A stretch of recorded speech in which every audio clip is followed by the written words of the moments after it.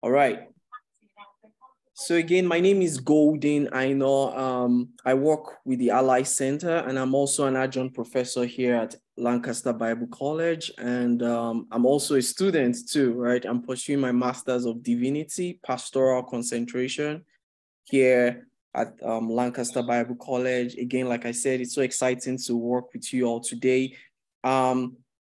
Today we'll be just looking at how to incorporate evidence in our work, like how to incorporate sources and how to incorporate ideas from other data or ideas from other articles into our own work, right? For many of us, I know that your professor might have asked you to cite sources in your work, right?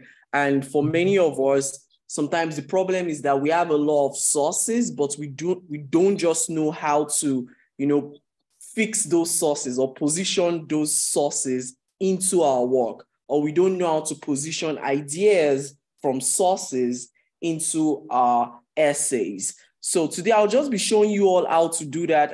And honestly, it's so easy, right? I don't want you all to think that this is a very tough job. No, it is not. Like I always tell students, the hardest part in research or the hardest part in writing a research paper is finding sources or finding articles to back up your point or finding evidence to back up your point, right? And I'm sure many of you here know how to use the LBC library to find sources.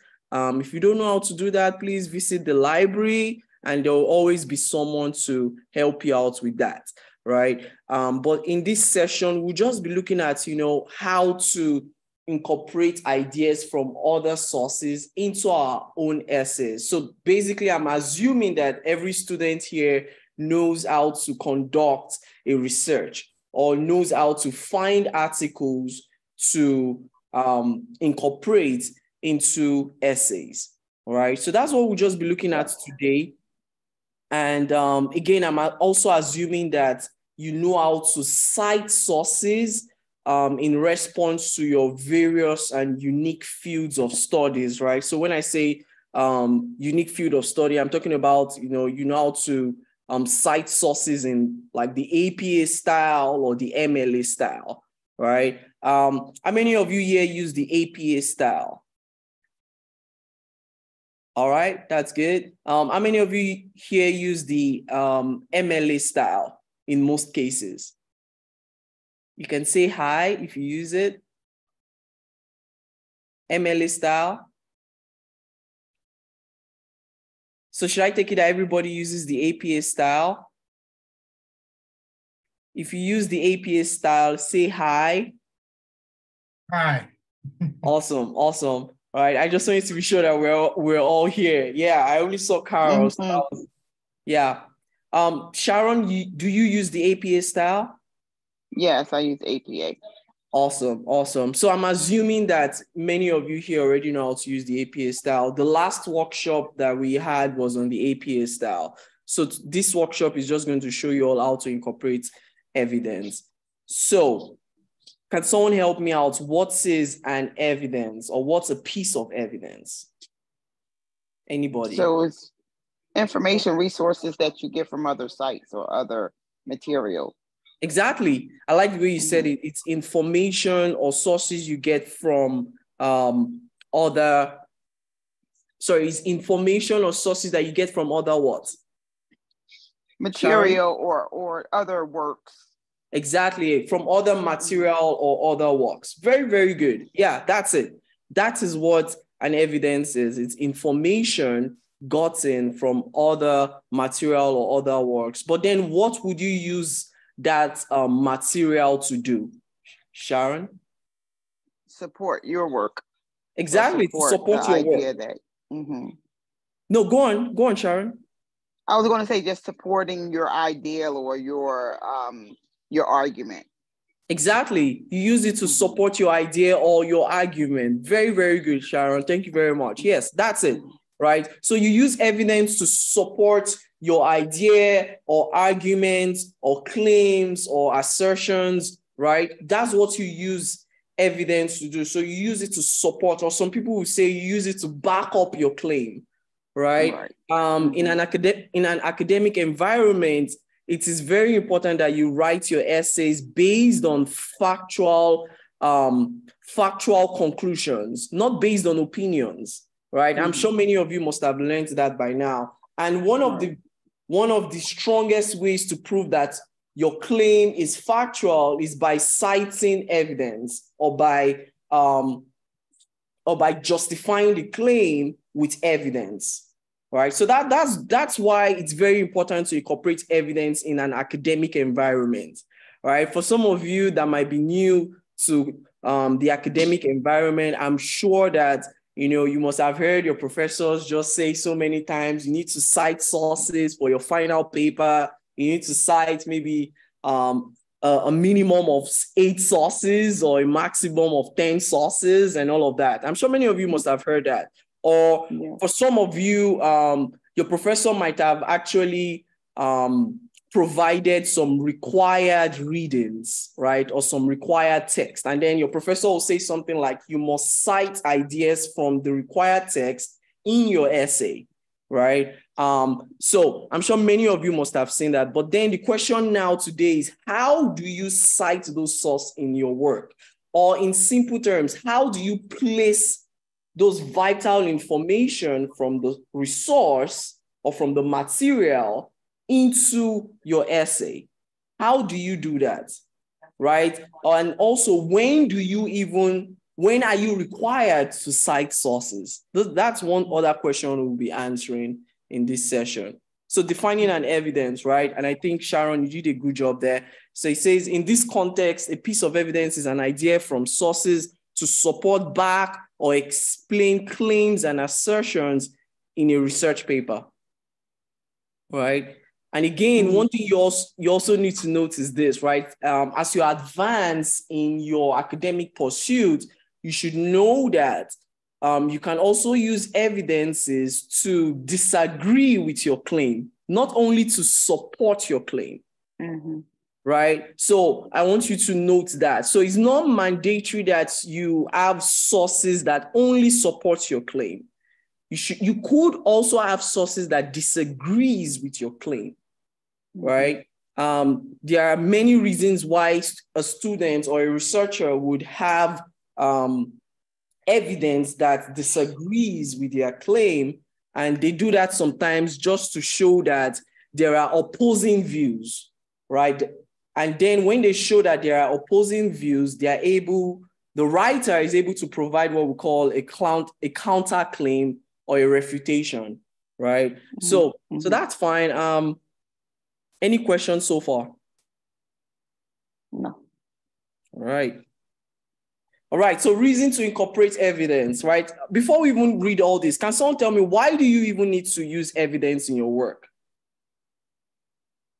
Any reason? Why do you need evidence? Well, I would think without citing another source, people can interpret what you're saying as just your own personal view or opinion about something. Exactly. That's so true. Without citing a source, people would interpret your claim as an opinion, right? And I think I've said that before. Thank you very much, Gerald. That was a very good way to even say it, right? So one thing you have to note is that the only way, right?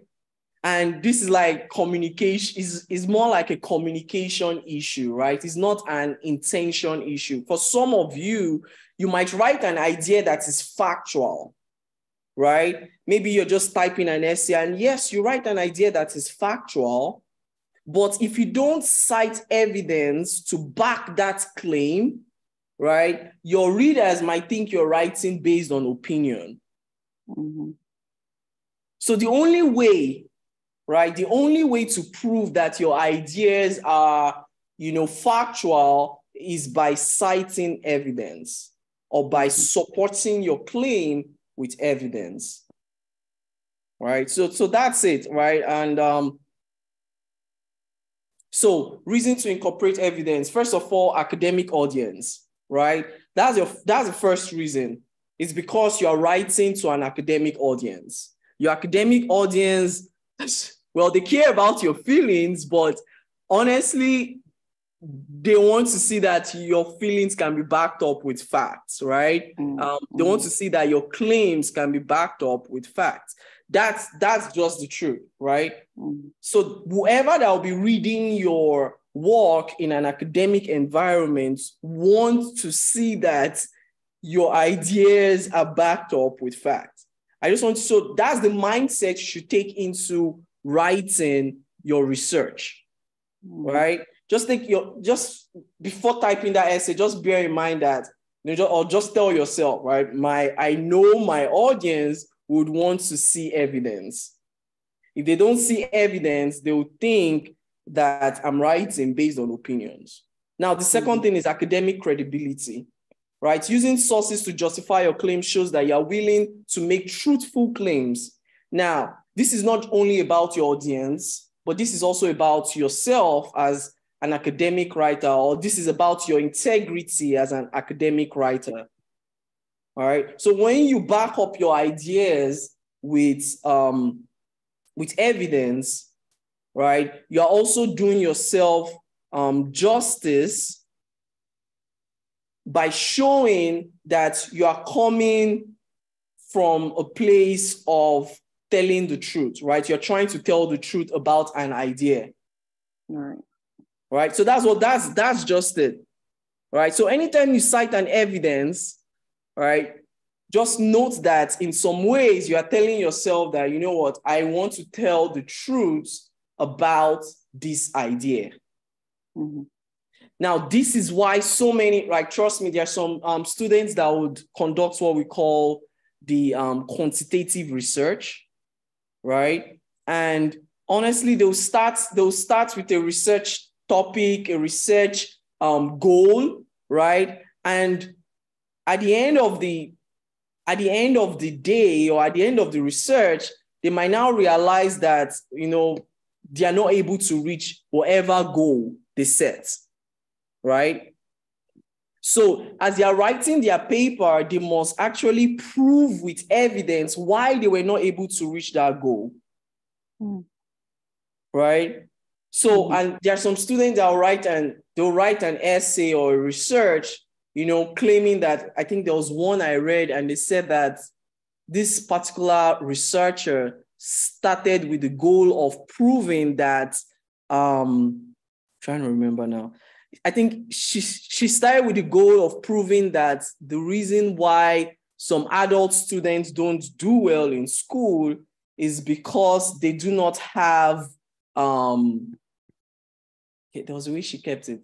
It's because they do not have access to adequate supplemental resource, right? She was like, you know what, the reason why adult students might not do well is because, they don't have adequate supplemental resource, right? And while she was conducting her research, she provided a lot of evidence, but then all the evidence that she found led her to conclude something different from her goal. In fact, at the end of our research, she realized that adult students actually have adequate supplemental resource, right? They are actually provided adequate supplemental resource, but the problem is that many of them don't use it. All right. So that was it. Right. So with her evidence, she was able to prove why she did not reach her goal, why she did not reach her research goal.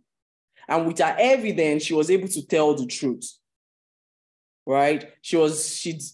With evidence, she was not able to falsify data.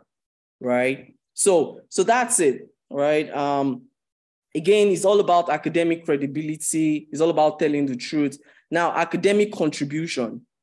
Right? I want you all to see yourself as individuals who are contributing to the academic body of knowledge.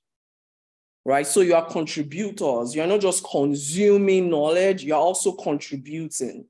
Right? So that's why you need to use evidence. when you use evidence in your work, you're showing your audience that you are trying to contribute or add to previous findings.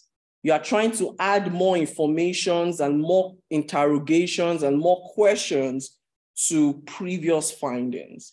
So those are the three areas, right? Academic audience, academic credibility, and academic contribution, right? I'm going to ask Carol, like out of these three that you find here, which of these three would actually kind of force you to use evidence in your work? Academic credibility. Awesome. Yeah, that's good. Yeah, very good. How about you, Sharon? Mm-hmm.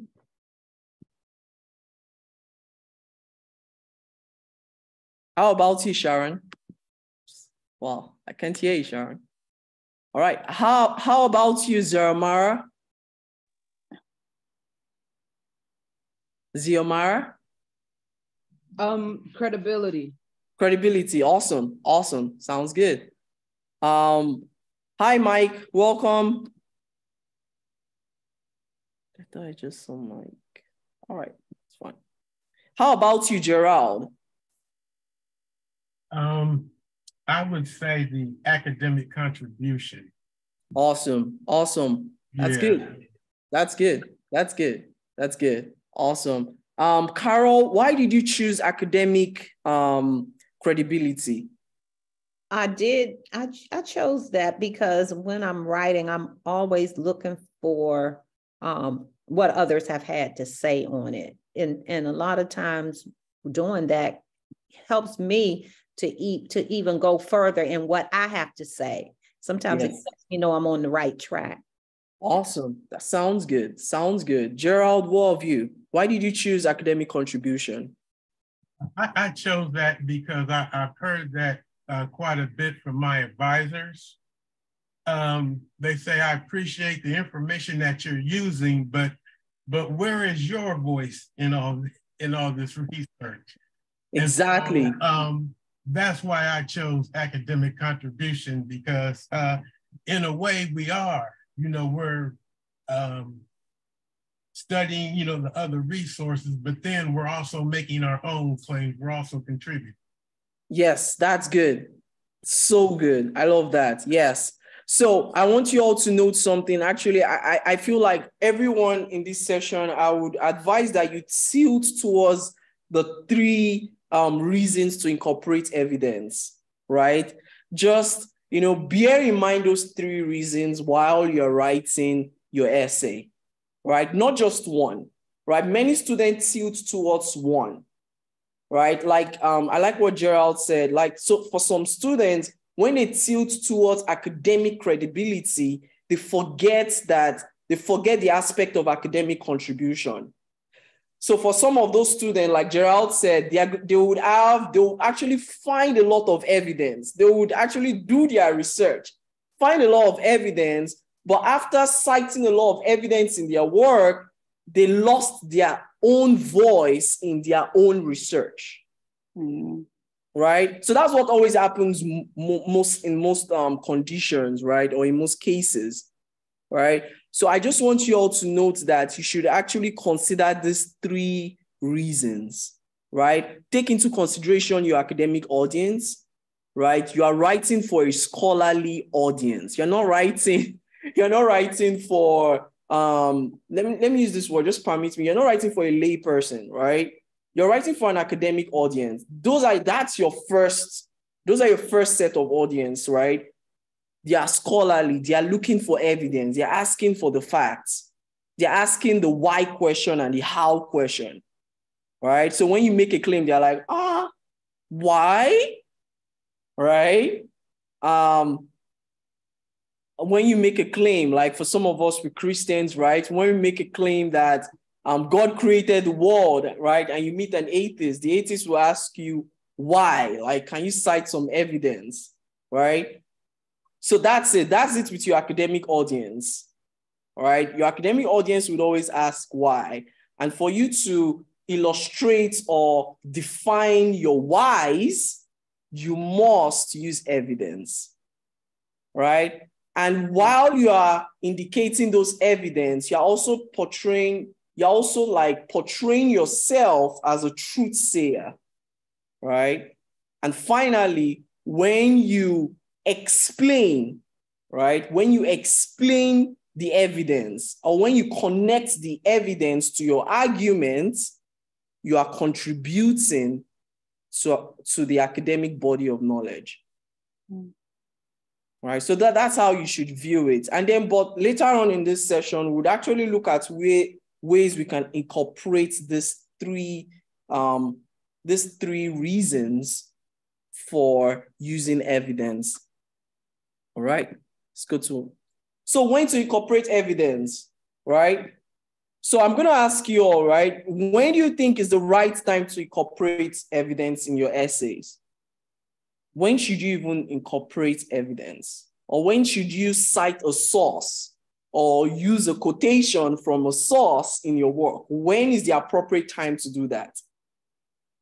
I think when you're making a statement that needs to be proven, like, you know, I mean, I can write something and know everything about it. Like I'm writing, you know, like the history of Philadelphia and know all about the history of Philadelphia. But, you know, someone needs to know that what I'm writing is actually, you know what I mean, true, that someone else can say that that's fact. Exactly. Thank you very much for what you just said. Right? And Sharon, you are so correct. Like you're even extremely correct. And I'll tell you why you are extremely correct. Right? Yes, we are supposed to cite sources, or we are supposed to incorporate quotations in our work when we feel like a claim needs to be justified or supported. Whenever we feel like it, so there are some students that would always overthink it, right? Because I also teach some students, right? There are some students that would also overthink it, and it would be like, is there a specific time I should cite a quotation in my work? And I'll be like, no, like just cite a quotation when you feel like an idea needs to be proven. Whenever you feel like that, just cite it. Because I think that's what I struggle with. I struggle with like overthinking it, like maybe it's too much or not enough. Exactly. So the truth is this, right? Because the writing process, and Sharon, thank you very much for saying that. The writing process is not a lonely process, right?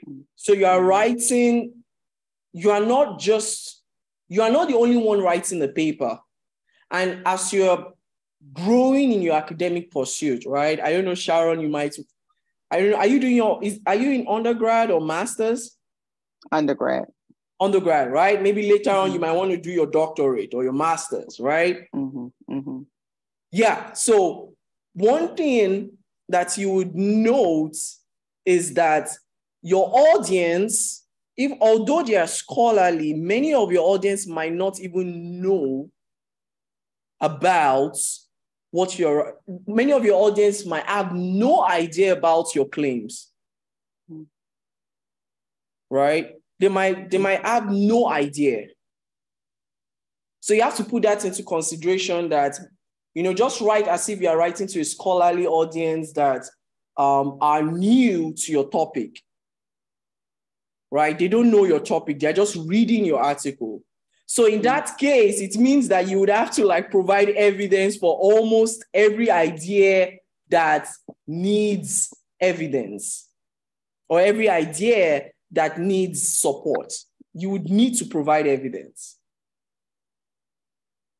And the second thing you have to note is this, right? You are the first audience of your essay. You are the first audience, right? So since you are the first audience, while you are writing your essay, if you just feel like, this claim would surely need evidence, you have to put that evidence there. Now, remember I said that the writing process is not a lonely process, right? So put all the evidence as needed. Don't even think you are overdoing it.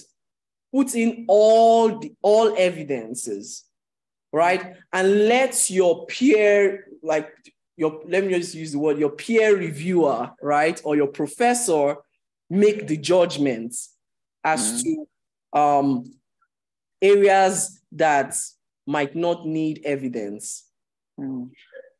Right? So let your professor or your supervisor or your research supervisor make that decision for you. Or maybe a group of people that are actually like reading your work. Right? So that's the way you should evaluate using evidences. Right? Use as many as you want in your work, but then when other people read it for feedback, right? When other people read it, they are the ones that would actually help you to understand areas in your work that may not need evidence. All right, Carol, you have a question. Yes, I have a question, Golden, because when I'll read, on a particular subject matter, read for a week or so, and then I'll start writing. And when I start writing, I know that the ideas that I'm writing about are from what I've read. Am I supposed to cite those? How do I go about, if I'm supposed to cite that or not? Because I didn't know what I knew until I read it in someone else's work. Now I'm writing it and I'm like, these ideas, I know they came from what I read. So to cite that? That's a very good question, right? So, Carol, what I'm going to say is that the answer to your question does not even depend on, citing or not. The answer to your question depends on your thesis statement, the goal of your paper, right? So the first thing I'll ask is, what is the goal of your paper, right? What are you planning to achieve from your essay? Because every essay you write in an academic environment would surely have a goal. And the goal is always represented in your thesis statement. So when you write a thesis statement, Carol, I want you to take this as a note. When you write a thesis statement, you are telling the world that this is my goal, mine, right? Take note of the word mine. And whatever evidence you would be using in that work should only support that goal. So I know that sometimes students might feel like, okay, I understood this idea because I read an article, right? Am I correct, right? Sometimes you feel like, oh, okay, this idea I'm about to write, I understood it because I read an article. Yes. So I just want you to know, Carol, that it's not a wrong feeling, right? It's actually a mutual feeling. But the main thing, what matters is your thesis statement, because your thesis statement would determine how you would use your evidence. And all you should just think of is, that whatever evidence you use in your work is supporting your claim. So your claim and then evidence. That's the hierarchy right there. So your evidence is supporting a claim or your own claim. Is not the other way around. Your claim is not supporting the evidence. So yes, what I'll just say is that if you get an idea from an article, write it in your own words, but then cite that article, right? And I'm going to show you what I'm talking about later, right? And you're going to get a grasp of this because I think I talked about it in there was a workshop we conducted on how to create a detailed paragraph, right? I think I talked about it, but I'll show you an example that might better answer your question. So, Carol, was that a little clear? Yes, I'm getting it. Mm-hmm. Yeah. Okay, sorry. All right. So when to incorporate evidence, you all are right. I think Sharon was correct, right? But then these are two steps to knowing when and where to incorporate evidence, right? So it starts with your outline. Now, Carol, we're answering your questions little by little now, bit by bit, right? I'm about to start answering the question you asked, right? So it all starts with your outline. Incorporating evidence starts with your outline. It doesn't start with the it doesn't start with constructing a rough draft. It starts with the outline of your essay, right? So when you are constructing your essay outline, right, the process of constructing the process of constructing your essay outline also includes knowing where to identify evidence, right? So that's it. Let me just show you an example of what I'm talking about right now. Now let's look at this. Can you all see this? Can you all see this outline here? Yeah. I can see it. Yeah, I can see it. Awesome. Now look at this outline here.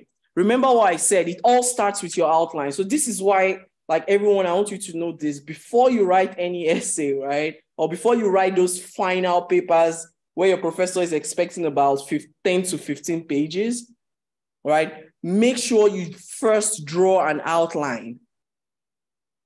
There is a reason for that. The outline helps you to know where and when you would use evidence, right? And in most outlines, your professor would expect that you provide your introduction paragraph. Like for instance, your professor might ask for a 5-paragraph essay, right? Let's imagine your professor is asking for a 5-paragraph essay. So then he will ask for your introduction paragraph, your background paragraph. So in some cases, you might ask for a background paragraph. And he would also ask for about 3 body paragraphs or 4, I don't know, as many as possible, and then your conclusion, right? So here it's 6 because we have a background paragraph. So let's look at this. Your first paragraph is your introduction paragraph. In many cases, you might not need to cite, right? You might not need to cite any detail. In your introduction paragraph, you're just, it's basically like you are enticing your audience to read your work through your introduction paragraph. And also in your introduction paragraph, you are indicating your thesis statement. Now look at this thesis statement. Many of you might be familiar with this thesis statement. It says violent video games are psychologically toxic because they desensitize players to real life violence, leads to aggressive behavior and decreased kindness. Now, this thesis statement, as you can see, has 3 points, right? 3 supporting points. So the first is, Sharon, can you tell me the first point? The first point is... Yeah, in the thesis statement. They become desensitized. Exactly. They desensitize players to real life violence. That's the first point. Gerald, can you tell me the second point? Excuse me. It leads to aggressive behavior. Awesome. Xiomara, can you tell me the third point?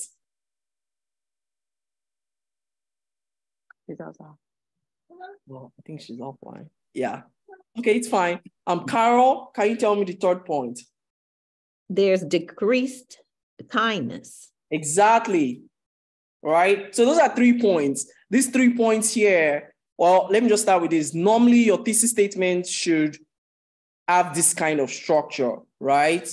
A general claim and its supporting points, right? It doesn't have to be 3 points, right? But in many cases, your professor might require 3 points, right? Or in many cases, your research goal, your personal research goal might require, in fact, more than 3 points or more than 1 point, right? So it has 3 points, right? It tells us that violent video games desensitizes players to real life violence, leads to aggressive behavior and decreased kindness. 3 points.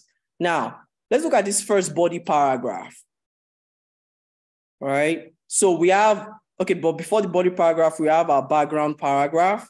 This is where you expose a brief history of your thesis topic and current state of the issue.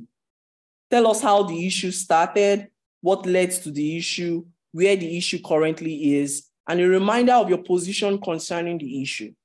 Now, I'm going to ask Gerald. Gerald, looking at this background paragraph, do you think you would need evidence? This is for you. Yes, you would. Why? I say that because it says here where you expose a brief history. Very good. Very good observation. Yeah, so you have to, identify a timeline or something to that regard. That's so good. I like the word you use. You need to identify a timeline. And if you're identifying a timeline, that means that you would need to engage or interact with external sources to find those timelines, right? Am I correct, Gerald? Yes, that's what I would Yes, say. exactly. That's good, Gerald. Thank you. That's it. That's it. So you would need evidence here. Remember, like I said, as a student, you feel like, you know what, I need to find evidence for this brief history.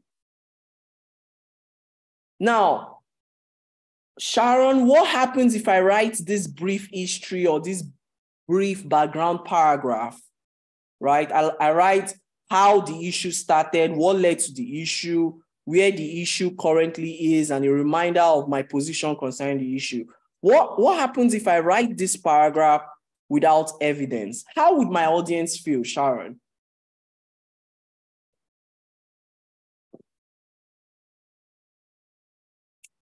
Sharon, we can't hear you. They would say that you're just forming an opinion, that you have nothing to support your what you're saying. Exactly. Very good. So correct. Carol, what if I'm writing this paragraph, right? And everything I write in that paragraph is actually true.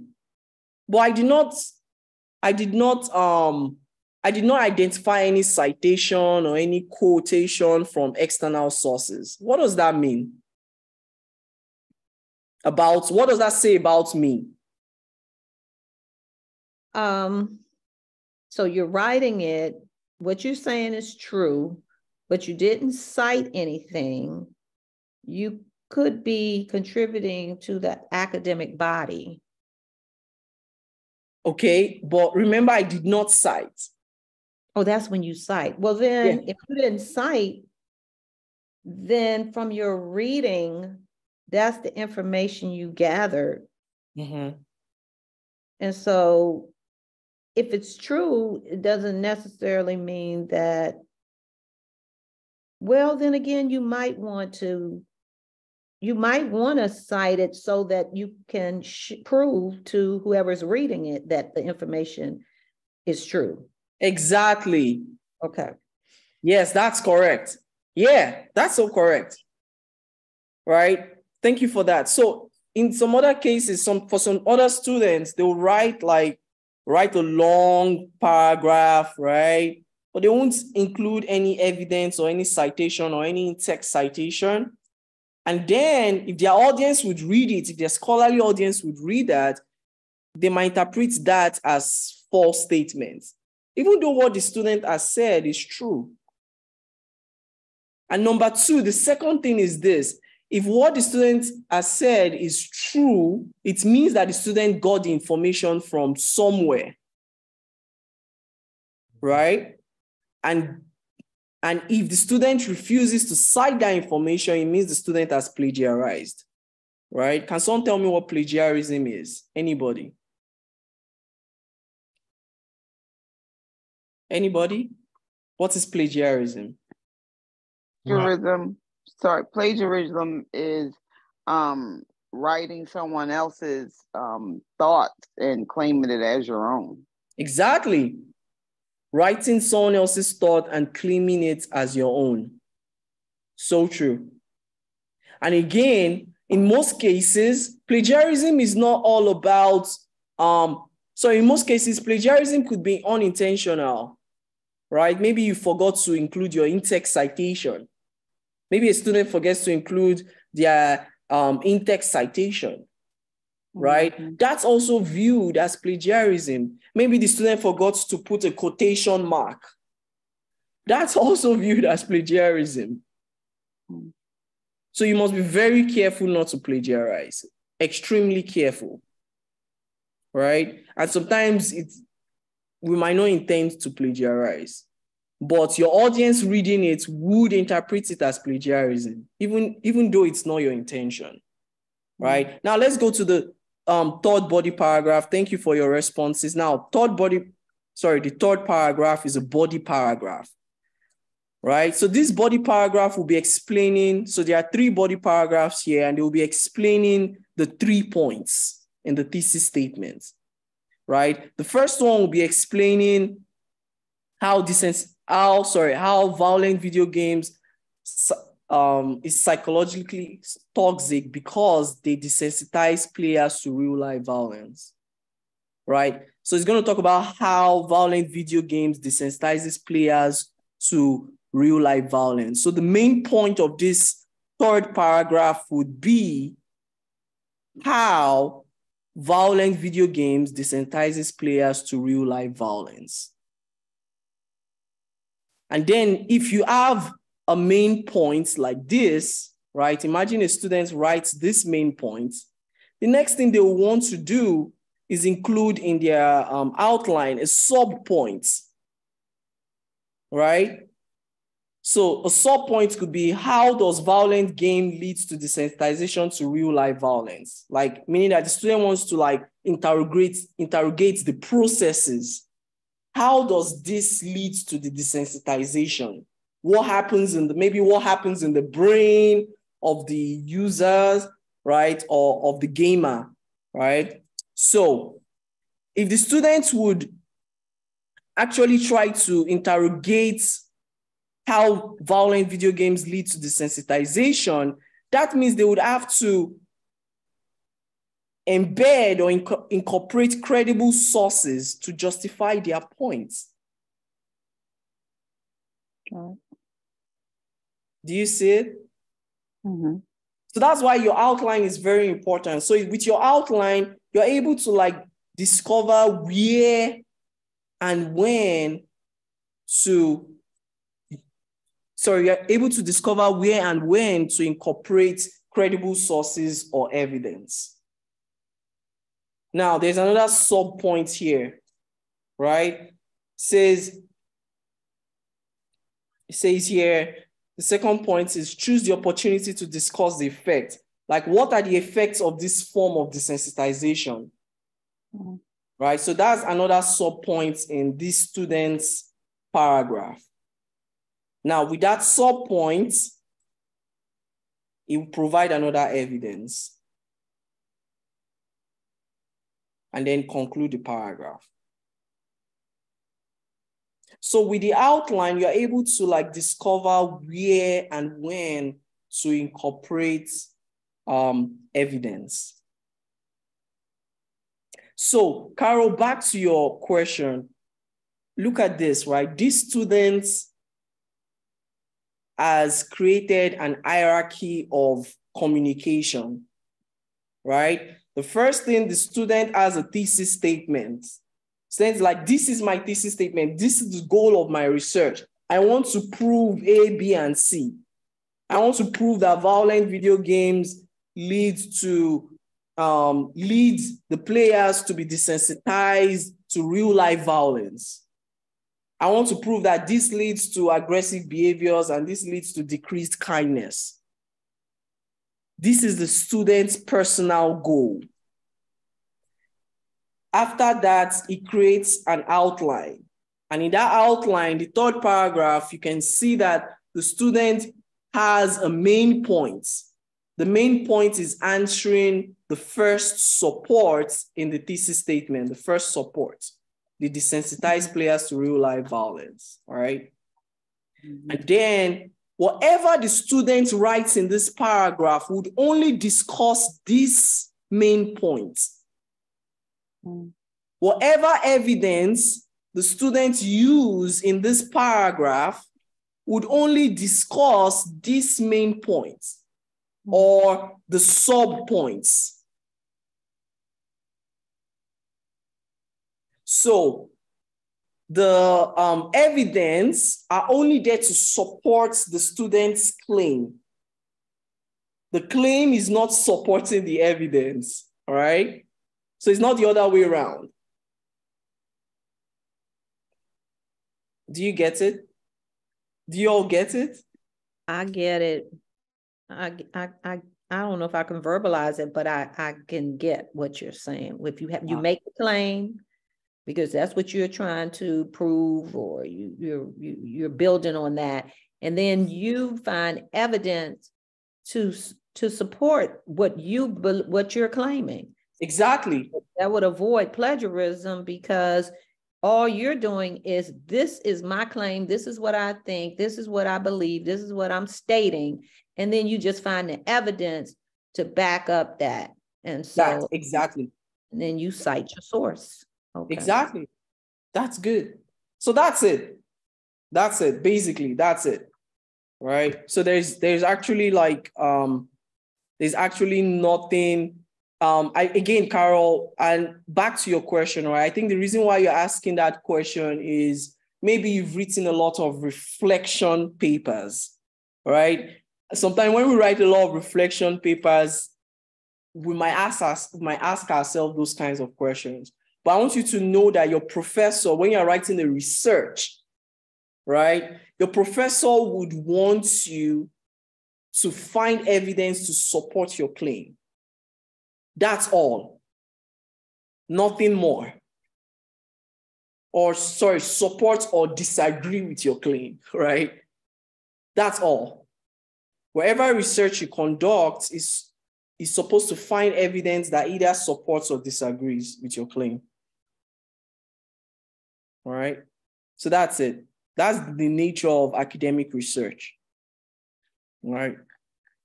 I think of the outline also will help, because it breaks out those points, it breaks out all those things. So that would help as far as using the evidence, because it's the way you have it broken out like that makes it clarifies everything in a way where it's like ordered in a certain way. And I can see how I can't express it, but I really see how it's flowing now. Sounds good. Yeah, I was going to, I agree with you. I mean, I've never seen the outline written like you have it here, but it makes things more clearer, understanding, your point A, your point B, and your point C, and understanding that you want to find support or to agree or disagree with your point from your first statement and your second statement and then your third statement. So how you have it written out here is very clear. I've never actually seen it outline written out this way. So great. I mean, I think it's great.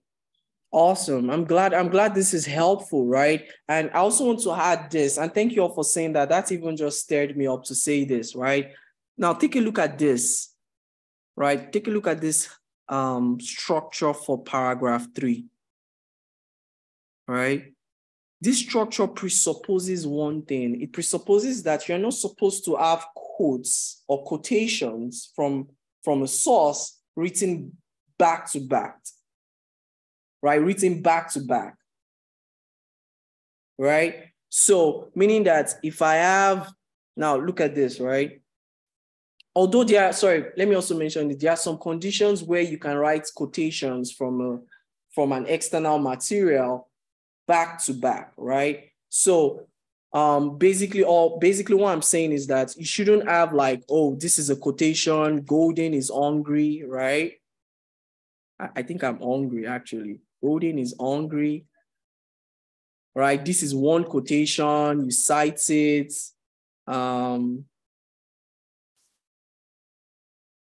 Right, period. And then you have another quotation from an external source. Again, Golden wants to, sorry. You have John wants to eat rice.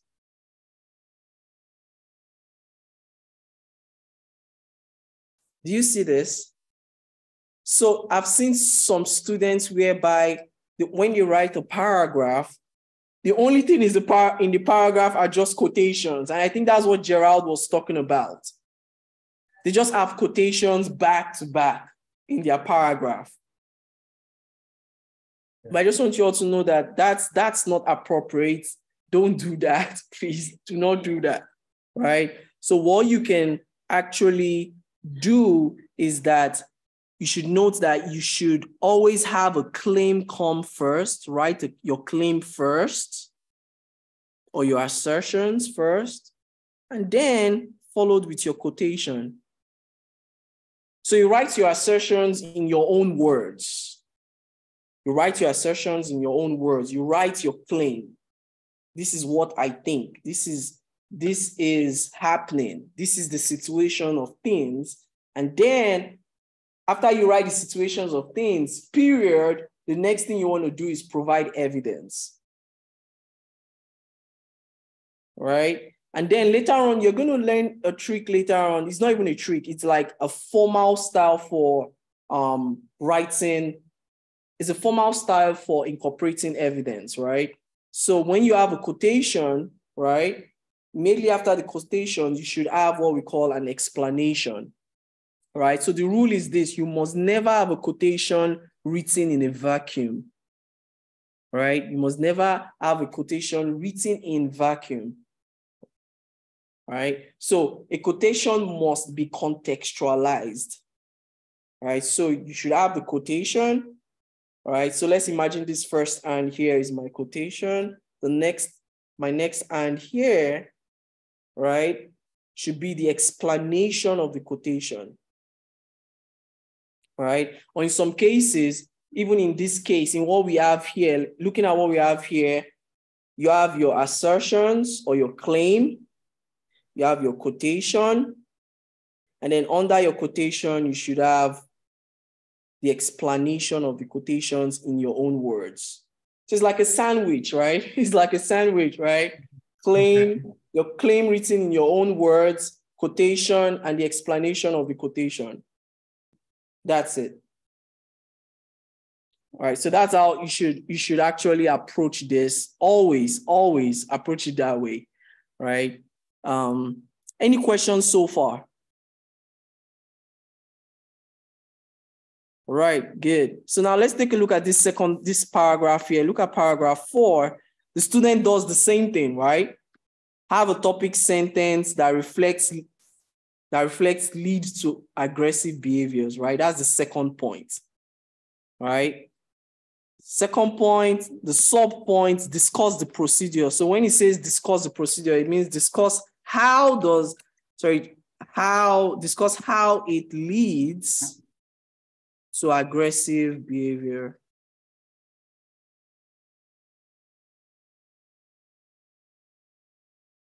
Why did I just spell it that way? Spelling the British style. All right. So how it leads to aggressive behaviors, right? And then when you're describing how it leads to aggressive behaviors, what you can now do is cite credible sources to justify your point. And then you have your another subtopic here, all right? You have another subtopic here. So maybe this student is like, you know what? Now that I've discussed the procedure, I just want to discuss examples of how examples of how violent video games have led to aggressive behaviors. Like maybe like case studies, right? So if that's the case, so maybe identifying case studies of aggressive. So let me just put it as definite of the aggressive.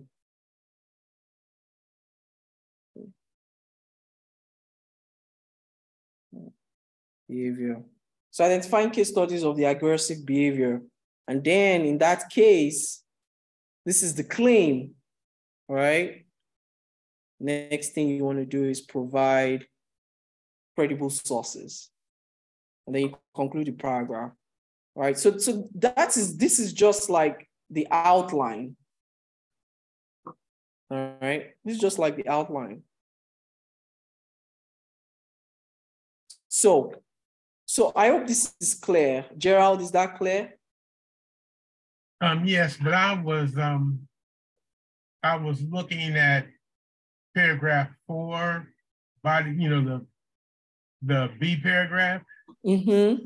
the ICE method. Did you explain that already, or? No. Thank you very much. Okay. No, we haven't. So we are going to get there very soon. Okay.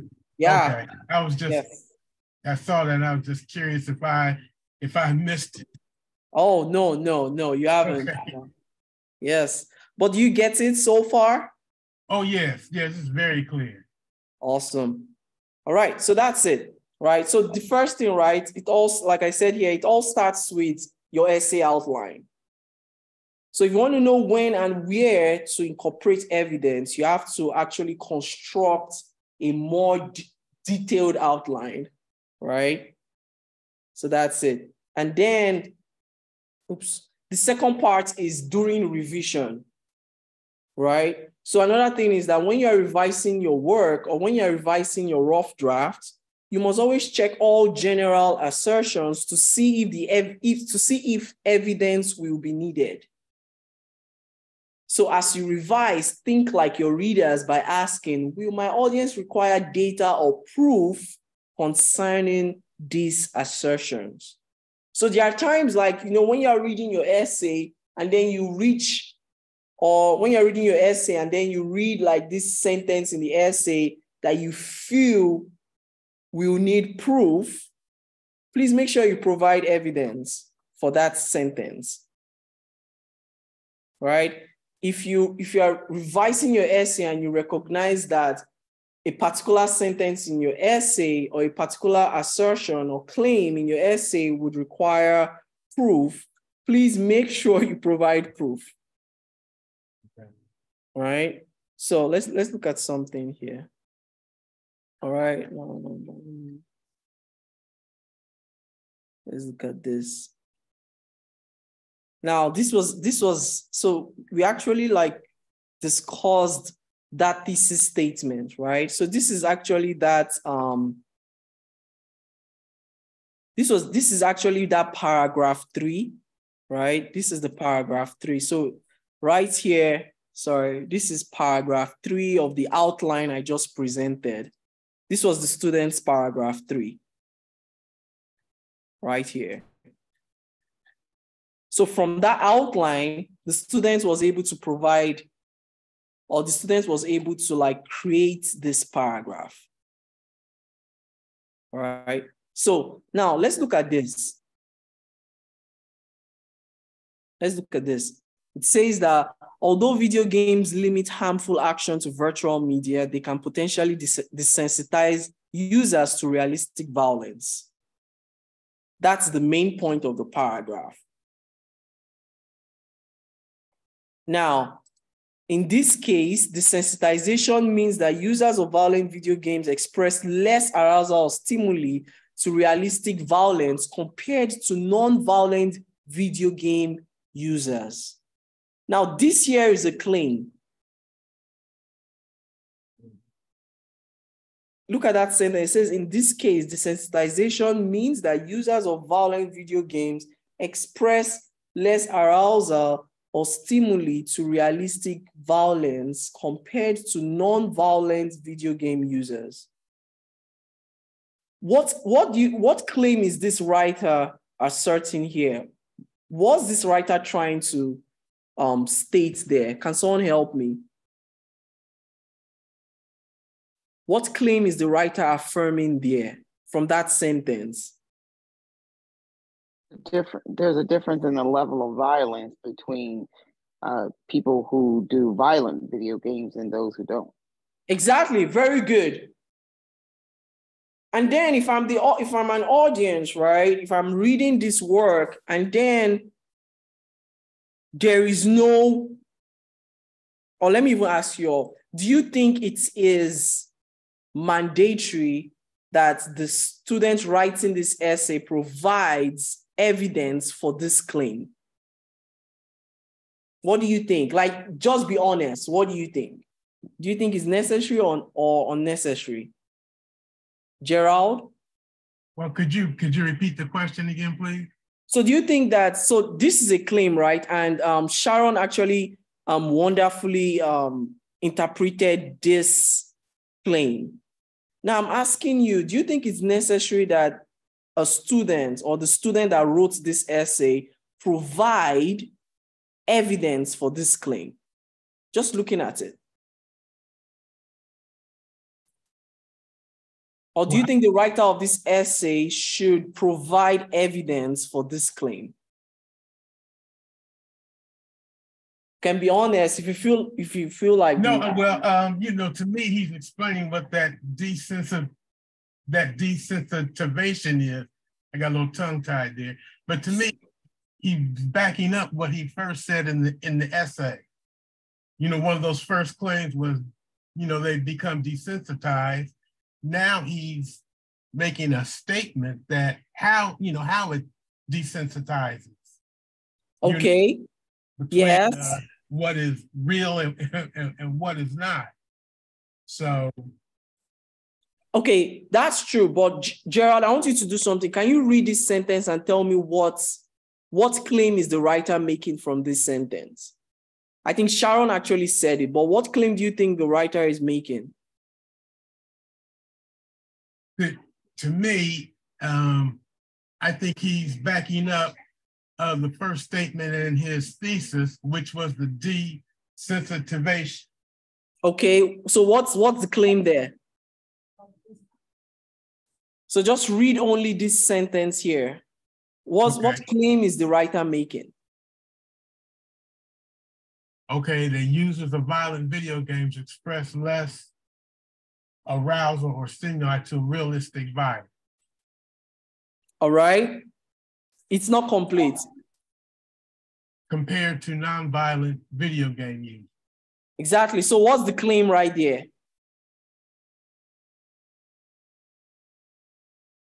All right, let Sharon help you. Sharon, can you say it again?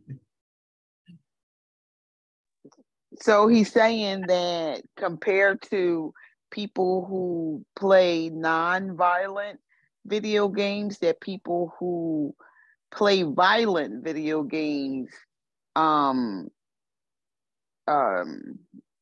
sorry, I lost my train of thought sitting here talking to my grandson. But he's saying that there's a difference between those who play non-violent video games and those who play violent video games. Exactly. Oh, okay.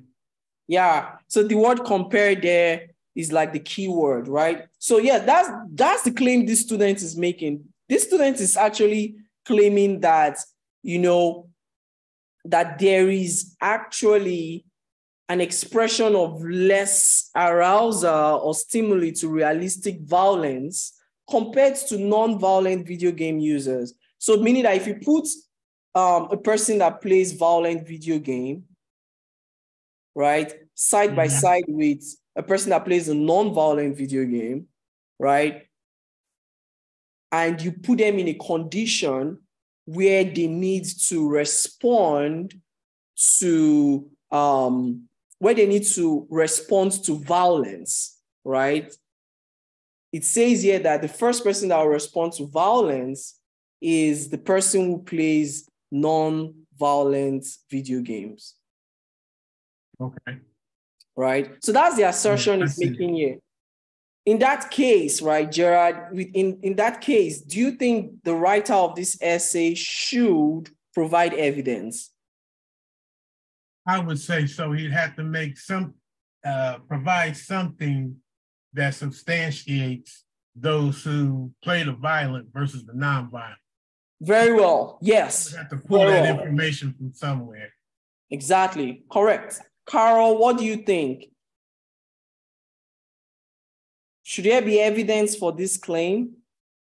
Most definitely, because when he says, when he's saying that the violent games, the people that play the violent games express less arousal or stimuli, because he used those words to me, arousal or stimuli, he needs to show some type of cite some kind of credibility as to how are you making that claim compared to people who use non-violent games. Where are you drawing that? Because that looks like science or some type of measure or something. You got exactly, very well.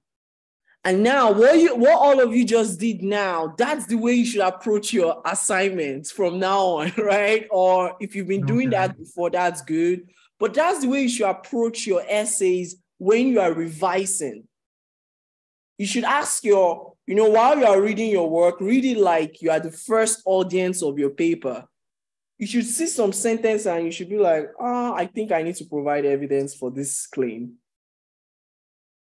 So the good thing about this student that wrote this paper is that the student actually provided evidence. The student realized or recognized that this statement would need evidence.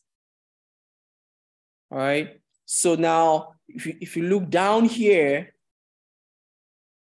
the student provides evidence. It says, in describing the state of desensitization among violent gamers, Arriaga et al. States, right? The result for psychological arousal, however, were somewhat different. There was a higher attenuation in physiological arousal between violent and neutral pictures among participants who played video game as compared to those in the control condition. This latter result is in line with the emotional desensitization hypothesis and may be taken as evidence of less emotional reactivity to violent stimuli caused by previous exposure to violent games. That's VG. All right. So what do you guys think? Any comments or any questions? When you write something, is that in the writer's own words? No, word for word from an article. Okay. Yeah. So I'm actually going to explain later why she wrote it or why she indented this quote, right? You can see that she left some space here, right? Can you see it? So I'm going to explain later why the writer actually did that. I'm sure most of you might actually know. Yeah, let's look at another one. Let's look at another claim. All right, let's look at this.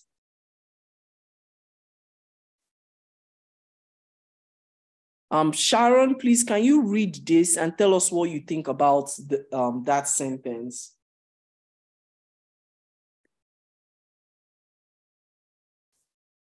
Oh, Sharon, your mic is off. Sorry. I'm sorry. As a result, this sort of decentralization could lead to a different, I can't see that word.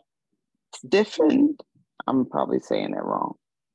Could lead to a stiffened or unquickened response to realistic situations. What do you think? Should there be an evidence for that claim or not?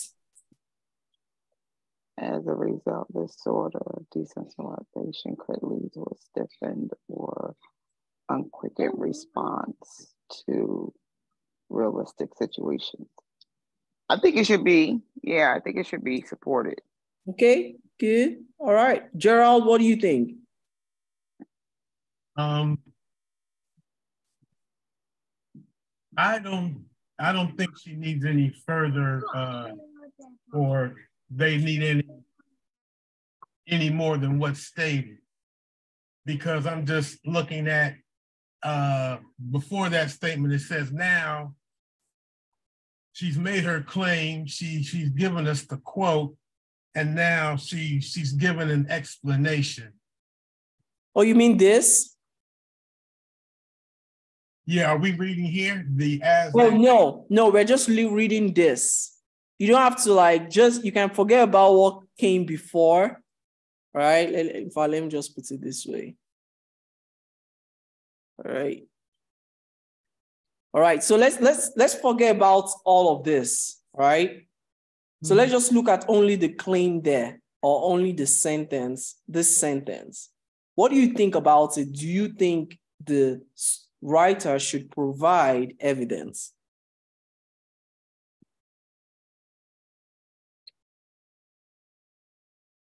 I would say no.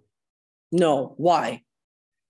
Because they're giving their own explanation of, well, you told me not to look at that. But to me, they're giving their explanation of the quote that they used prior. Okay. I would say that's not the case though. I'm just kind of looking at that what you said, the sandwich, you know, your claim. Yes. I'm looking at that as the explanation of the quote. So that's a good, the other slice of bread. That's a good point. But remember, if you look at the quote, there is no word like stiffen or unquicken in this quote. Okay. Right. So that was not the explanation. This was the explanation here. This one sentence. Right. Do you see it? Okay, I got it. Yeah. So that's it. Yeah. Carl, Ebenezer Aqua. Hi, Ebenezer. Oh, Ebenezer, I can't hear you. All right, Carol, what do you think? Well, the only reason that I feel like this person does not need to cite anything is because they use the word could lead to a stiffened or unquickened response. And because they say it could, it's not a fact or anything. It's pretty much how they feel about it. Okay, that's a good point. I agree with you. That's a good point, right? So I guess the writer could have been more affirmative in their tone, right? The writer could have used a more affirmative tone, but I know why the writer used could here, because could, sometimes when you use the word could in a research context, it means you're saying that this does not happen in all situations. Mm-hmm. Okay. Right? So it's not like the writer is unsure of the results, but the writer is just saying that this doesn't happen in all situations. Right? So that was why the author used the word could right there. But that was actually a very good response, Carol. Well, yeah. In this case, let me ask you, because since that's how I saw it, as could, like they were unsure of themselves, would we want to use a word like sometimes? Yeah, you could use sometimes. Yeah, good. That's a good one. Yeah, you could use sometimes, right? Or you could use this sort of, you could say this sort of desensitization leads to stiffened, unquickened responses to realistic situations among many users. So many in a research context, when you use the word many, so it's called a qualifier, right? So when you use the word many, it actually shows that not all users would actually experience the same results, right? So yes, you can use sometimes, or you could use many. Right. So that's it. So what do you think? So what if if the student had kept sometimes here, right? So would you change your mind, Carol? Yeah, I would change my mind now because because of the magnitude of the claim. Yeah, that's good. That's good. Yeah, very good. So yes, Gerald, I would say yes, these students would have to actually indicate evidence. The students will actually provide evidence, right? So, and then the student did that. It says, for instance, Bushman illustrates that participants who played a violent game took significantly longer to help, over 450% longer than participants who played a non-violent game.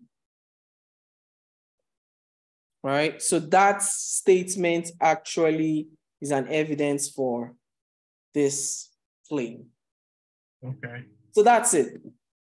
So again, it just goes back to, right? And again, let me just say, Gerald, the idea is this, right? And I don't want you all to be scared. This is not a lonely journey.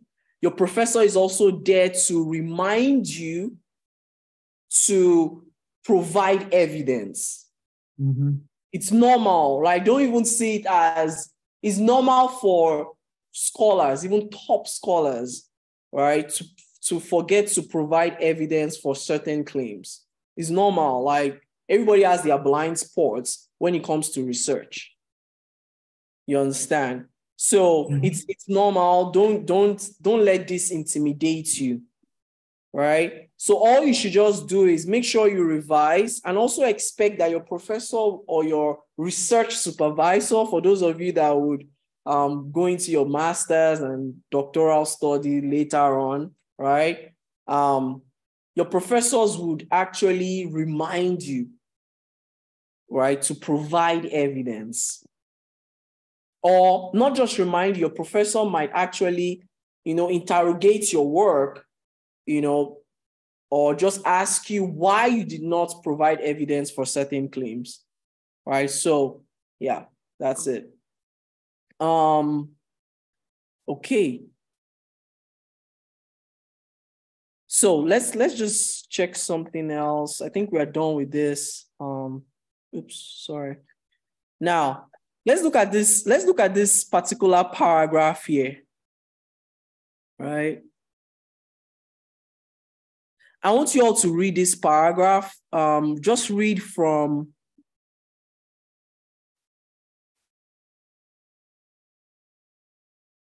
so read the highlighted parts of the paragraph, right? And then I want you to just tell me what you think about the paragraph. Sorry. Oops. Sorry. So read the highlighted part of the paragraph and tell me, like, how would you correct these students? This is a student's essay. And tell me, how would you correct these students in terms of providing evidence, or in terms of considering those 3 reasons for providing evidence? How would you advise the students?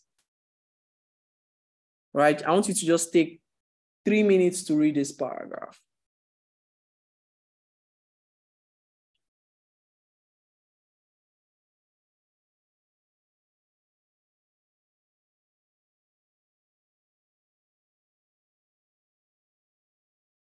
Or you could also praise the students if needed. You could say, you've done a good job, like you could. So I have written this essay, right? How would you advise me when it comes to providing evidence? Or what aspects of this paragraph do you think requires evidence? Or do you think the paragraph is okay? If it's okay, that's fine. I think it all needs some support. Okay. Where would you, what particular claim would need support? So they're saying excessive assumption has the largest effect on the brain and actions, thoughts, and decision of the consumer. Yeah, how do you know that? You know what I mean? What is your evidence to support that? Good. It's like, I mean, it's forming an opinion. Yes. Yeah, you're saying that, but do you have any evidence to show that this is really happening? This Exactly. could be just because. Yeah, especially the part, and then down here the part about the pregnancy, like drinking while pregnant is a risk to both the mother and child. That definitely needs support. Yes, exactly. Very good. Awesome. Gerald, what do you think?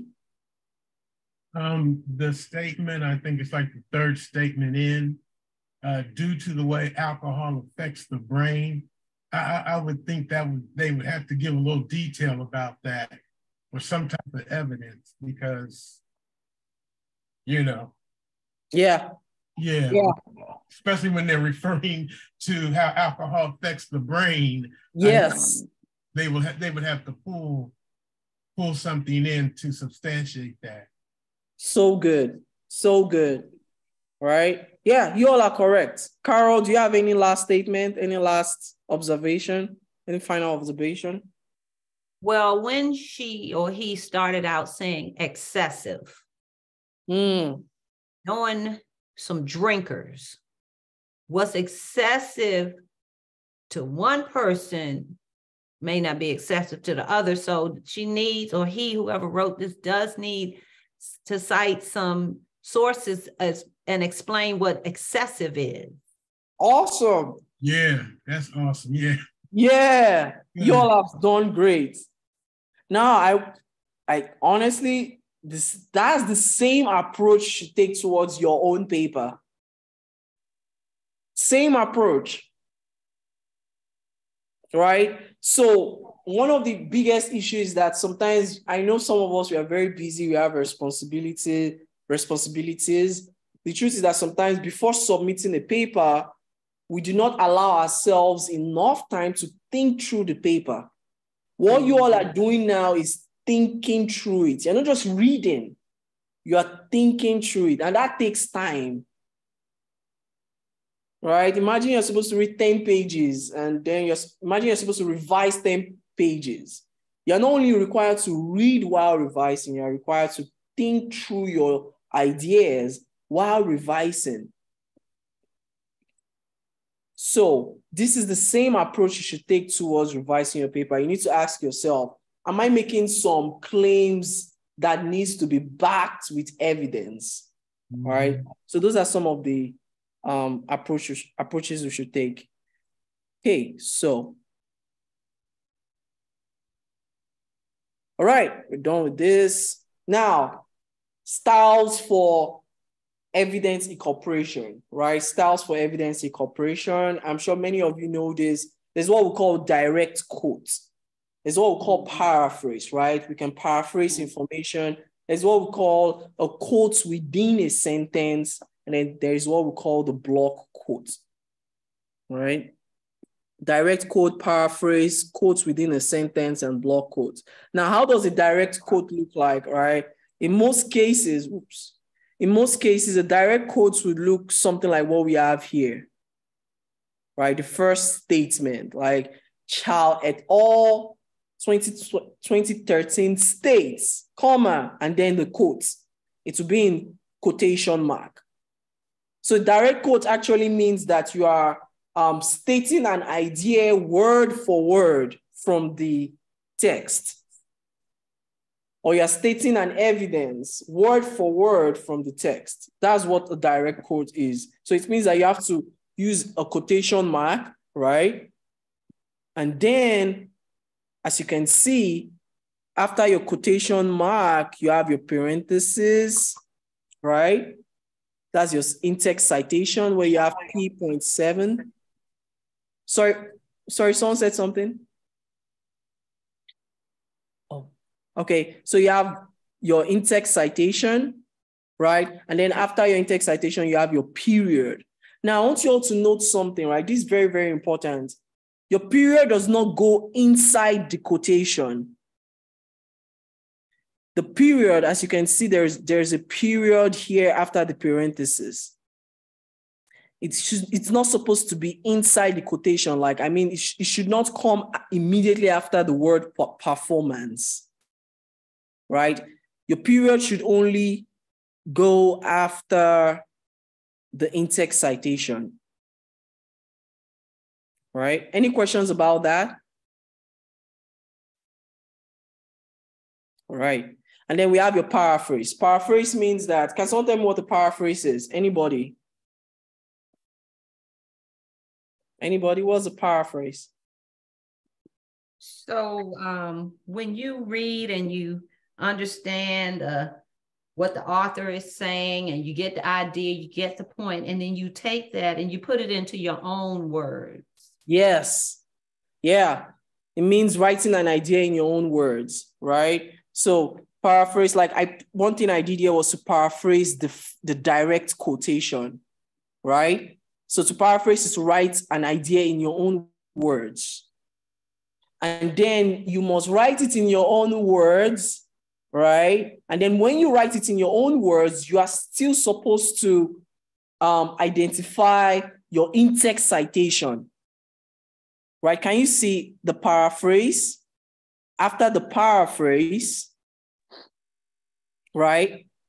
One thing I did was to indicate my in-text citation. And that I did not know. I did not know once if you paraphrase, you have to cite it. Yes, you must. It's actually mandatory. You must cite when you paraphrase. Okay. Yes. So let me show you an example right here. In fact, thank you for saying that. Oops. Oh, why is that happening? Sorry.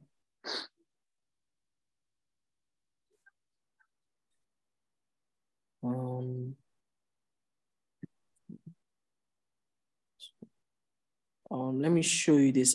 Can you see this article here? Yes. Awesome. Now just take a look at this introduction right here. This is a scholarly article, peer-reviewed article. And can you see, so what is a sign here that makes you know that this person is citing ideas from other sources? What sign can you see? Just look at this. Yes, you can see the parenthesis, right? Like this first one. But then as you can see, is this a direct quote or a paraphrase?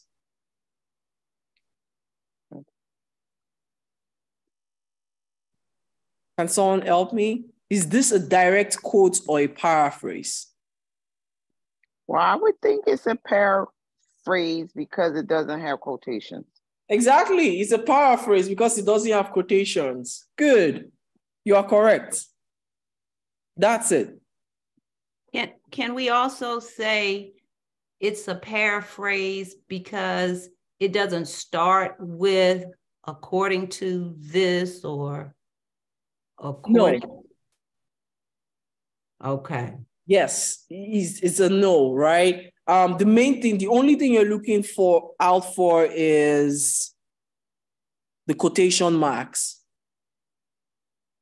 right? If this author here, her name is, sorry, there are so many authors, Hyo-Wen Cho, right? If Cho et al. Had written this word for word from Anthony's work, right? Cho should have actually written the statement in quotation mark. Mm-hmm. Right? So if it was word for word, if this statement was word for word from Anthony's work, right? The statement should have been in quotation mark. But there was no need for quotation marks because this is paraphrased. All right. So there are a lot of paraphrasing. For those of you that will be going into your master's and doctoral study, you're not really required. Well, I'll say you would be advised to minimize direct quotes. right? Minimize direct quotes? Yes, that's for the master's and doctoral students, right? If you are pursuing, if you want to publish a paper, right? Because this is a published article, right? It's published with Sage, as you can see, right? So most of these scholarly publishers, they would want to see that you are using paraphrases, right? As you can see, if you go down here, it's just a lot of paraphrases. You don't really see direct quotations. All right, we see one here, right? And that's because this person, the author, was defining an idea, right? So we see one direct. So that's it, right? So, but Good then, to know. Thank you for that. Yeah. So like, but for undergrad, yeah, your professor, honestly, your professor would want to see that you are using direct quotes, right? The reason is this, right? So for undergrad students, it's because your professor expects that on your level, you are just learning how to use evidences, right? So that's why they would always want to see direct quotations, all right? But as you move higher and higher, they would expect more paraphrasing. Let's go to the next one. Paraphrase quotes within a sentence, right? So this is when you mix a direct quote with your own idea. Or let me just say it in this way. You mix your own idea written in your own words with a direct quotation. And they are written in one sentence, right? So look at this. Although transformational leadership extends into team productivity, cognitive trust in the team leader and cognitive trust among team members extend its influence, right? So you can see there's a statement here at first, or there's a phrase or clause here up onto this point here, and then a direct quotation starts. I'm sure many of you use that style, but one thing you have to notice is this. So this is very, very important, right? When you are writing in this style, it is mandatory that your sentence is also grammatically accurate, right? So as you can see, although I've used the direct quotes here, right? When I mixed the direct quote, or when I merged the direct quotes with my statements, I merged it in a way that the sentence as a whole will form a grammatical, clear sentence, right? So it's grammatically clear, right? So although transformational leadership extends into team productivity, cognitive trust in team leader and cognitive trust among team members extend its influence. So you must make sure that you are skillfully merging your own ideas and the direct quotes, right? Because they have to form a grammatically clear sentence. So the last one is block quotes. So let's look at what a block quote is. All right. So this is an essay here. All right. So we'll scroll down and then we'll see a block quote. Now let's look at this. This right here is what we call a block quote. So Sharon, that was what I was talking about earlier, right? About that space. So that's a block quote. How many of you here have used a block quote before? Or how many of you know how to use a block quote?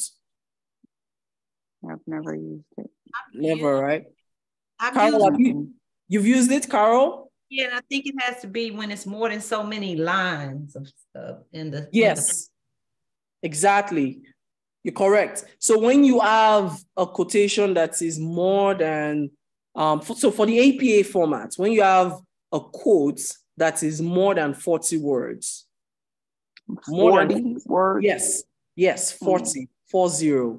Yes, so you have to form a block quote, right? Like just like this. So to do that, all you just do is, you just click enter. So normally everything will be merged. So we know that this is the quote right here. So if you highlight this, this is the quote right here. So you can see it's 44, right? If you look down here, 44. So it means I have to form a block quote. So all I just have to do is put my cursor right in front of the beginning of the quote. All right. And then at the end of the parenthesis, right? Or the period, right? So I put my cursor at the period that comes after the parenthesis or the in-text citation, and I click enter. So I highlight it, I highlight the quotes, and then I indent, as you can see, or I line to the right. So click that, goes. And then one thing you have to know is that when you form a block quotation, you do not use quotation marks, right? Do not use quotation marks. You take the quotation marks away. Yeah, I noticed that. That was the question I was about to ask. Oh, yeah. That's good. Okay. Yeah. So I just want you all to know you can use different styles. Yeah. All right. So let's go to the next part of our. All right. So one other thing I also want to just tell you all is this. I know you all would know this, right?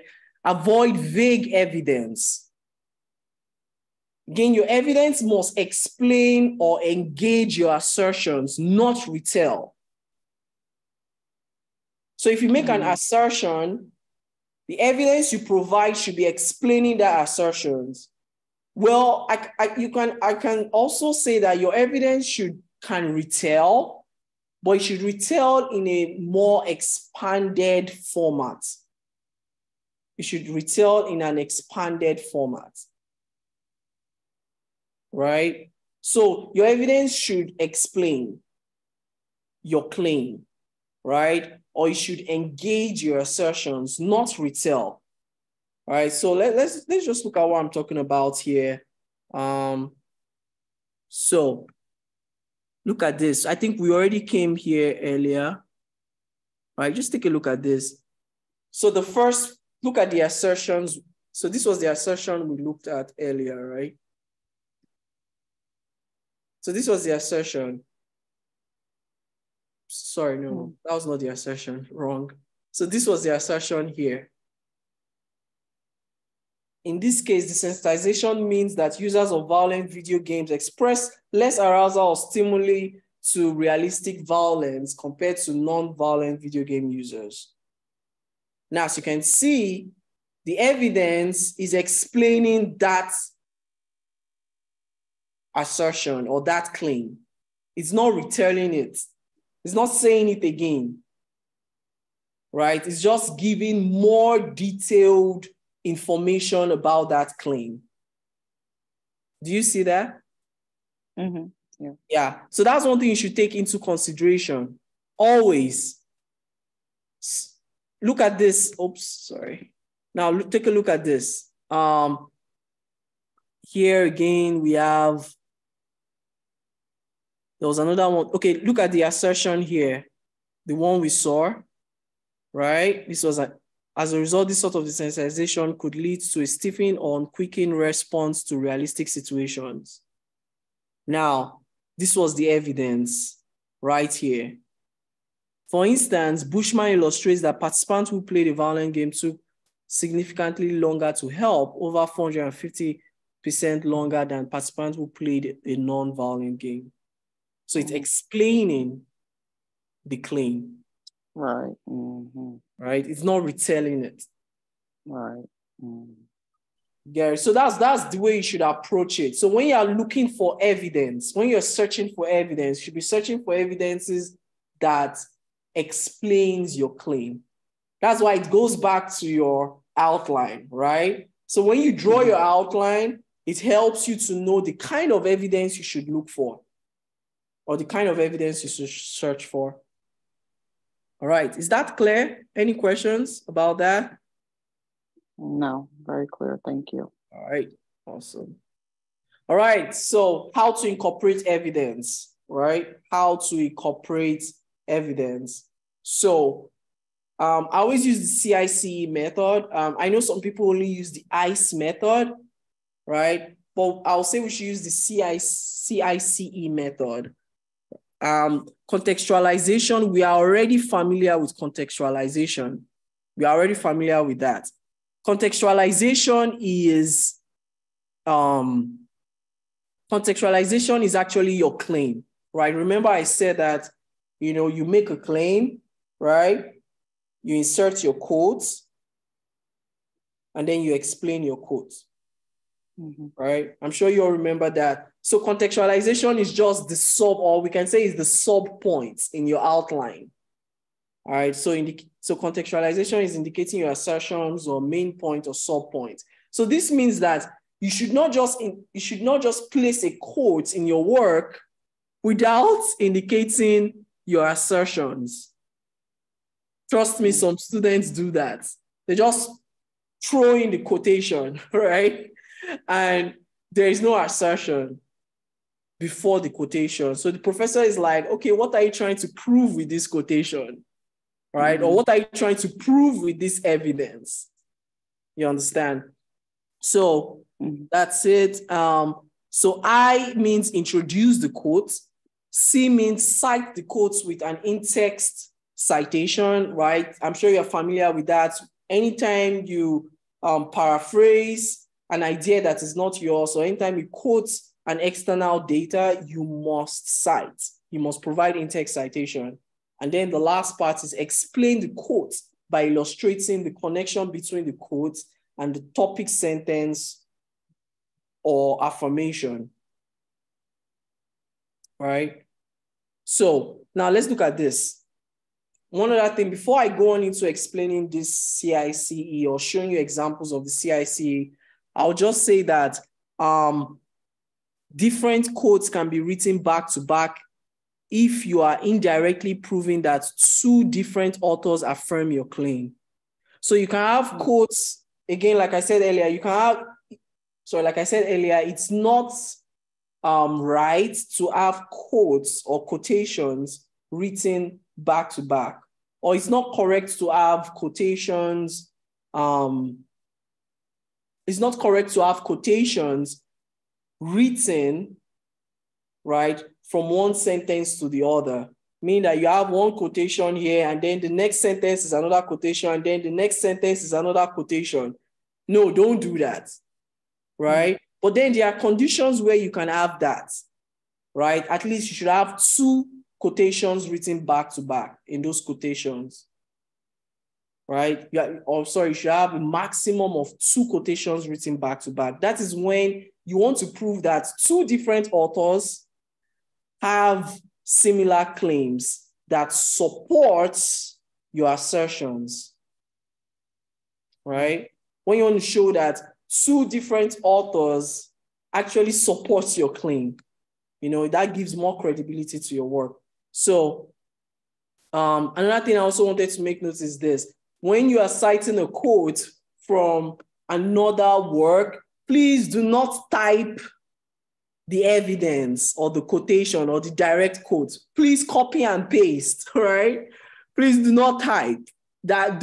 If you have been doing that, just stop. Don't do it again. Just copy and paste the evidence from the article into your work, right? Because you can't afford to make a mistake while citing another person's idea. You can't afford to make a grammatical or logical or typographical mistake or typographical. But when you're quoting from a book, like something from a book that you're reading, the only way to do it is to type it in, right? Yeah, you're correct. You're correct. So in that case, I'll say, Sharon, type. But if you're citing from an article that is online, just copy and paste. Right? Or I'll say, Sharon, always be looking for sources or always be looking for conditions that would help you to copy and paste. Right? Don't, yes, sometimes you would have to type. Yes, that's so true. But if you don't have to type, don't type. Right? If you have the opportunity not to type, that means if you can copy and paste, just copy and paste. Don't type. Right? I always tell students that a lot because you cannot afford to make grammatical errors when you are citing another person's work. Right? So that's also another form of plagiarism too. All right. So let's look at this. So the ICE method that we talked about. Now, just take a look at this. You introduce, I means introduce. Remember, we talked about context, right? So let's imagine that we have our claim. We are assuming that we already have our claim, right? I means to introduce the quote with the author and identification verb, right? For instance, you can say, John illustrates, comma, food is good. Do you see that? So you can have something like, so John states, or John identifies, or John describes, or John demonstrates, right? So if I write something like this, let me say Sharon states, students must provide evidence. Do you see that? So this is your introduction right here. The author's name and the identification verb. You must always have an introduction. Everyone, I want you to note that. This is so important. So you don't just dump a quote in your work without an introduction. Or maybe you can have something like, according to the CDC, sorry, in the article,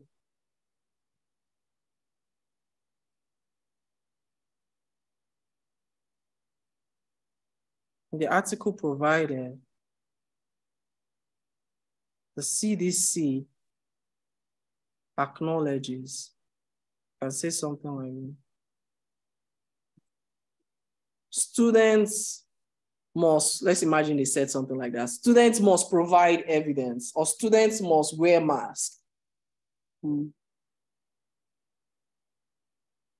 Right? So you must always have that intro before your quotation, always. Right? Very, very important.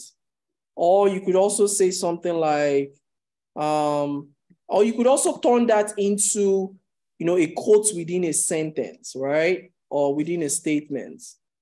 So the CDC acknowledges that students must wear a mask. All right, or students must wear masks. Do you get it? Yeah, so you must always have this. Never write a quotation without having that introduction. And then we should have our citation, right? So let's imagine we have the CDC acknowledges. So the next thing that will come is your citation. Maybe, as we all know, in many cases,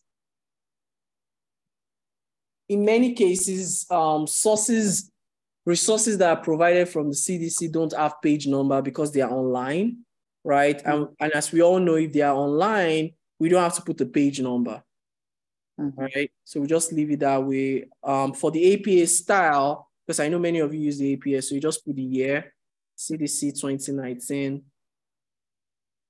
Acknowledges that student must wear a mask. But now let's imagine that I said, I have the author, right? Maybe his name is Philo. Philo acknowledges that students, or let's put this, Philo acknowledges students must wear masks. So what you want to put here, so Philo, let's say 2021. So what you want to put immediately after the quotation is your citation, right? Or your in-text citation. So let's imagine that will be P.222. maybe page 222. Mm-hmm. All right, and then period. Oh, you put it before? So what do you say? What do you mean by before? You said philo, and then you put the year, and then you said acknowledges student must wear a mask, and then you get the page number. Mm-hmm. Okay. You don't put it, oh, because it always has to have the introduction. Okay. All right. Yes. Got you. Exactly. Okay. Very well. So that's it. All right. So, and then the next thing you want to do is E, explain. Right? You want to explain. So that's when you, in many, what's it called? In many essays, right? Like I said earlier, many paragraphs would have, many body paragraphs would have the main point of the paragraph, right? In many cases. So the main point of the paragraph is what we call a topic sentence or main point. Right? For instance, when we talked about how violent video games desensitizes users, right, to real life violence, that was the main point of that paragraph, right? So, or the topic sentence. So what you want to do in explanation is that after you cite, the thing you want to do is connect the quotation with the topic sentence, meaning that you want to show your audience how the quotation connects to the main point of that paragraph or the sub point of that paragraph. Now let's look at this, right? Topic sentence / main points. The topic sentence of this paragraph or the main point of this paragraph is underdogs must utilize unconventional strategies to manifest their advantages. Now we have the I. Gladwell indicates, so this is the evidence now. Gladwell indicates giants have disadvantages.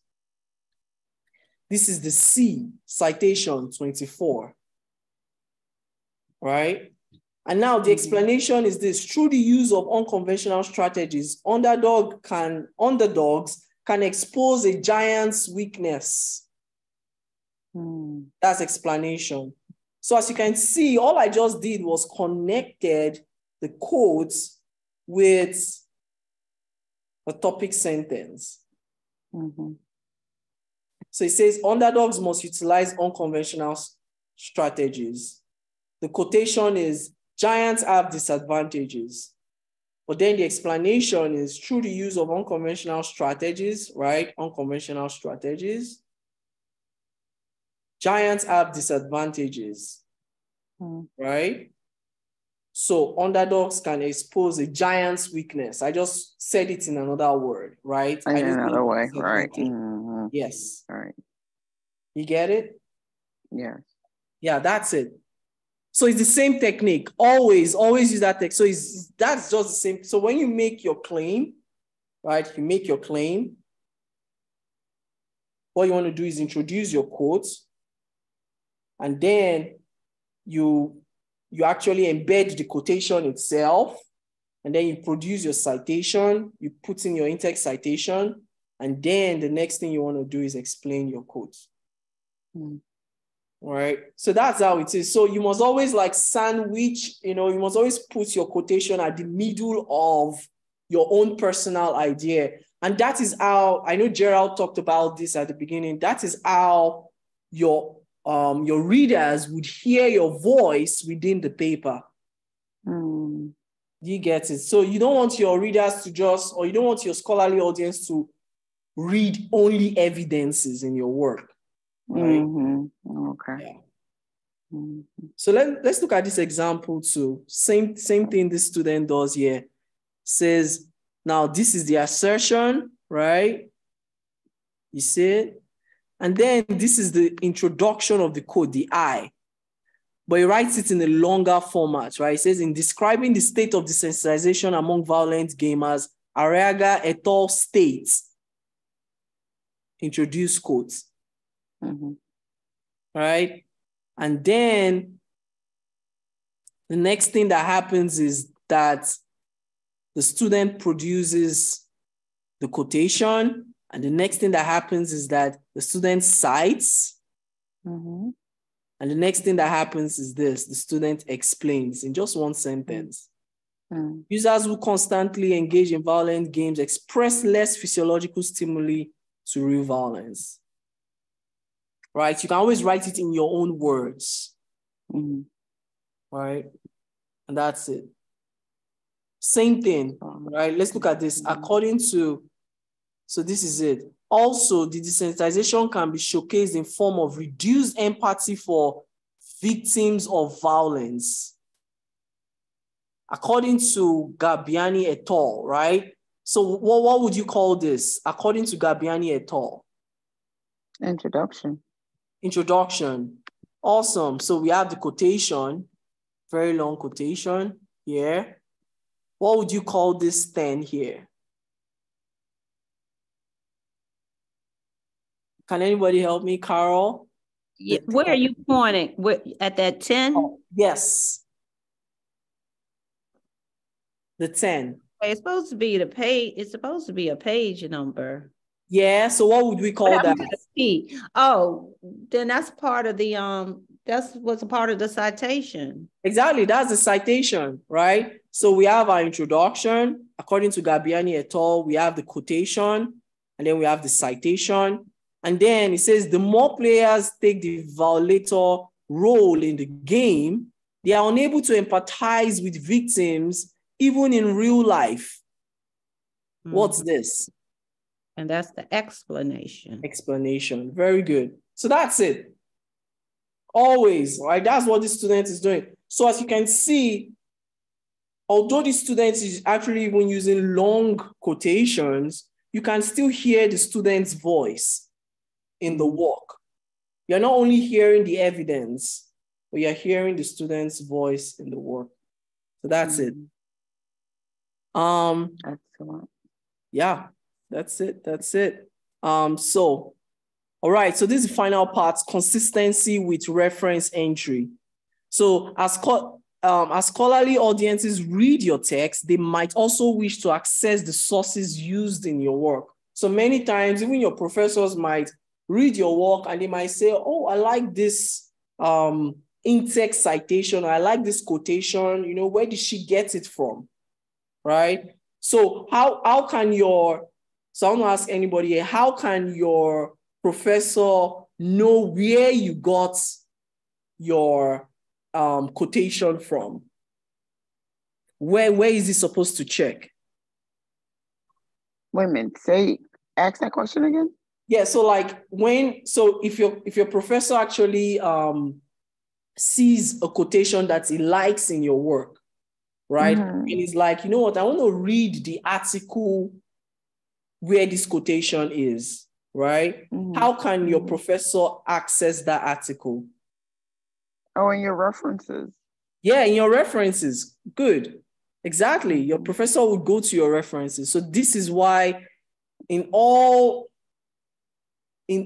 cases, in all your essays, you must represent all in-text citations in your reference page, right? Always, you must represent all in-text citations in your reference page.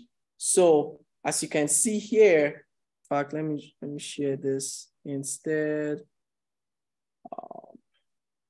So as you can see here, there are so many citations here. All right. There are so many citations in this work. Let's look at the first one. Let me just go to a random. All right. So can someone just point to any quotation or any author's name and tell me that, oh, I like, and then tell me that they want to see that reference name in the works cited page? Can you just state any author's name? How about Gardner? Okay, Gardner. Let's check if this student actually represented Gardner in the work cited page or the reference page. Gardner. So can you see Gardner? Scroll down. Wow, it's here, Gardner. So this is one other reason why when you're writing your references, you must arrange it in alphabetical order according to the last names. Can you see it? Yeah. All right, let's do one more. Random, all right. Okay, here. Drake. Drake, all right, let's go down, let's check. Hopefully the student. Okay, it's here. Drake. All right, do you see it? Yeah, so always make sure you represent your in-text citations in your reference list. Okay. Question. That's it. So, go on. So when you're doing the citations, should they be double spaced or single spaced? So if you have a paper that has to be double spaced, should your references be double spaced or single spaced? Very good question. So for the APA style and MLA style, it should be double spaced. Okay. Yeah, always. Yeah. So APA style, MLA style, it should always be double spaced. Yeah. Thank you. Yeah, you're welcome. All right. Any other question?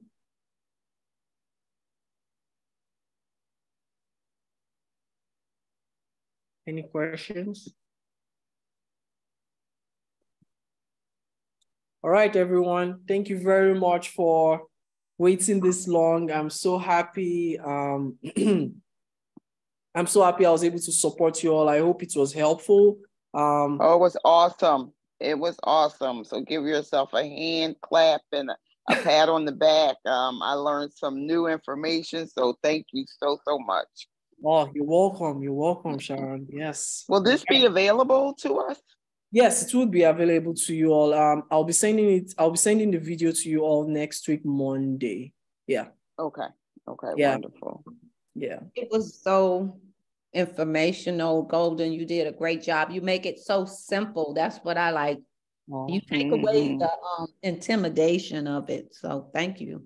Oh, you're welcome. You're welcome. I'm glad I did. Thank you. Yes. All right, everyone. Have a good one.